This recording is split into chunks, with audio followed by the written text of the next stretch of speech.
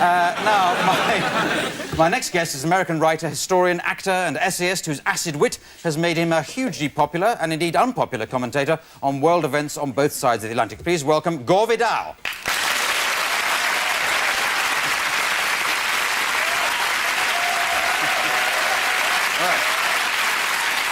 Mr. Vidal.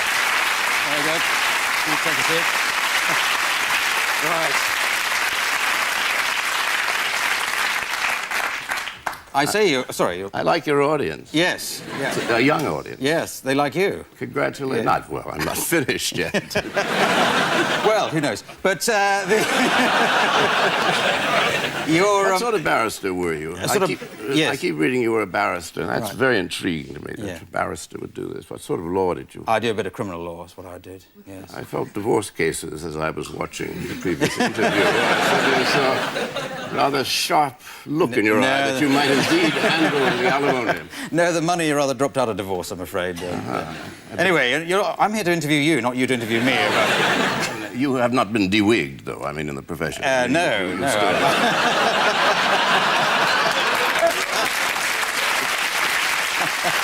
It's, I think debriefed is the technical term of what's happened to me, but no, I introduced you there about half an hour ago as popular and unpopular because you, I saw somebody once described you as an antichrist. Mercy. Well, that was only a bishop. I mean, that's what they're paid to do. I was a bishop in Ireland, too, did that. Yes. Not the one who married the woman, but it was the other one who... Yes, I don't think he married her, but we get the flavour of what you're saying. The child. But you have, I mean, it's very difficult to do justice to the sort of things you've said over years. You've got a volume out of things you've ranted on about over the last 30, 40 years, and fantastic reading is it, and I'm sure we'll rush out and buy a copy of it. Well, you should, yes. It's not for the weak of wrist, though. I mean, it's No, 1,300 pages. No, don't you worry, my wrist is very strong, but...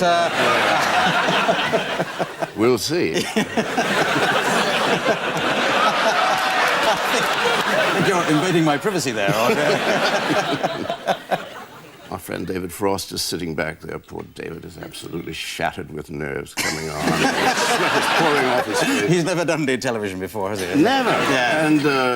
And we used to do That's the Week That Was together. Yes. And, he did comment on that, too. That these people... He had a wonderful Ned Sharon story, which I won't tell you, but... Wait a minute, so far you've interviewed me and you're doing David's interview for him, so... let's get you onto some politics, because you're also rather cruel about American politics and Western politics generally. There's no point in voting, it only encourages them, that kind of stuff. Yes. I think that's my general view, that we have only one political party, which I call the Property Party, with two right wings, one Democratic, one Republican. So what are you saying is it doesn't matter whether Americans voted for Clinton or Bush? Oh, no. It's, all the money still goes to the Pentagon. That's why we always have a war. We have the Enemy of the Month Club.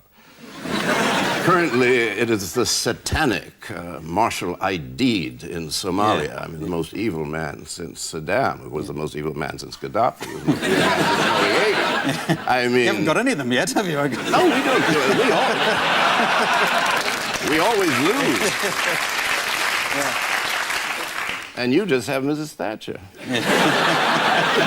But are you seriously suggesting there's no point in voting in elections? You can say this from the comfort of living in a democracy where there is a certain amount of sway as to what goes on. No, there isn't any. I mean, the people who go to the Congress and to the White House are generally employees of great corporations. And a senator from California, let us say, which is where I live, Los Angeles, he represents Lockheed, Northrop, Boeing, and Aerospace.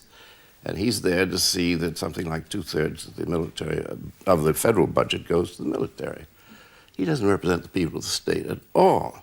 Well, there's obviously an element of truth in what you say. I regard myself as a cynic, but hearing somebody like you talking, I suddenly get sort of enthusiastic for some of the Democratic... I mean, you yourself stood for office a couple of times. Yes. So you must have believed in it then. It was back in the 60s. Yes. And Jack Kennedy was president, and we thought everything was going to be absolutely wonderful. We had a young president, the old order was going, and I ran for the House of Representatives same year he ran for president. What does he do? He invades Cuba within 3 months, then gets scared in the middle of it, pulls back, gets rid of Laos, and we had committed ourselves before your time, but Laos was one of our greatest losses, I must say.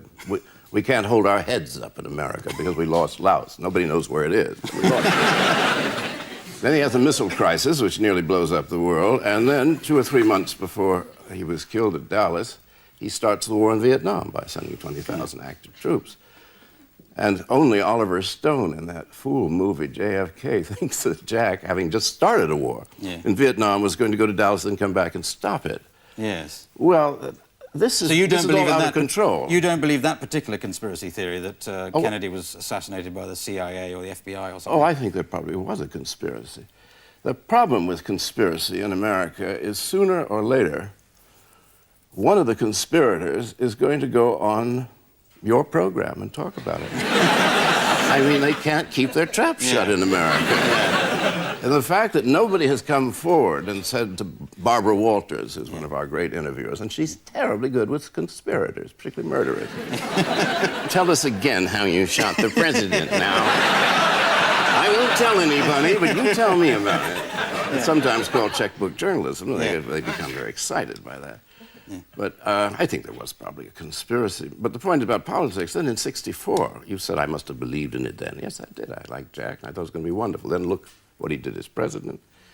And in '64, this always gets edited out, I found, now that you start editing programs in England. But I turned down a seat in Congress in 1964 because I went back to writing books. And I said that to the dread Sue Lawley. And... Hey, you've just thought of a way of keeping it in. Yeah.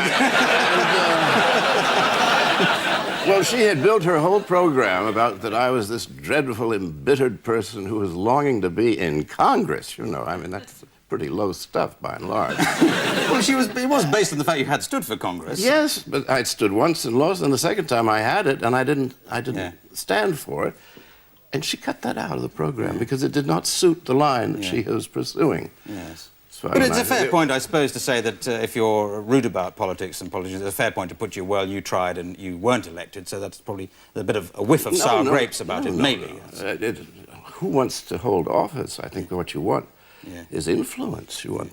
That's power. Maybe your abject cynicism is being caught... It's realism. Yes, I was going to say, the world is catching up with you now, and we've got the Scott inquiry here into arms sales, and your suggestion that drugs should be legalised has almost been taken up by the judiciary here in this country. I was stunned to see that. I was really stunned to see that. You know, 22 years ago, I came out for legalising all drugs because once you remove the profit motive, you don't have playground pushers. But governments like to make prohibitions in order to control the people. They don't care whether you get sick on drugs. You can drop dead in the street. No government cares about that.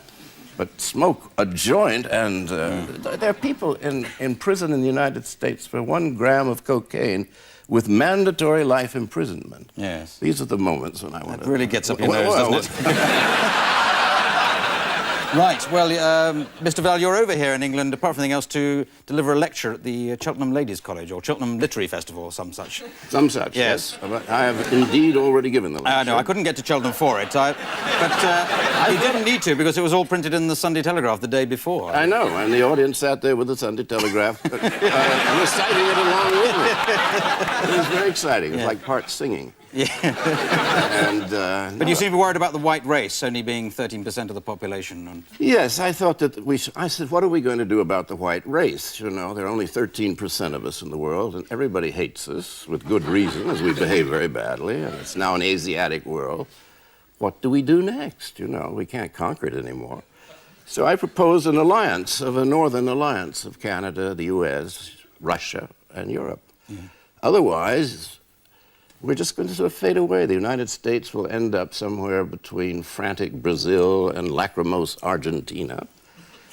And little England will go off with Ireland and Iceland and Greenland and Newfoundland and all the other Arctic islands. And Western Europe will fall apart. Yes. Have I spread enough cheer on your program? I think your suggestion of alliance between America and Russia explains why you never were elected to office in the States. But thank you very much for joining us. Gore Vidal. All right. Okay. No.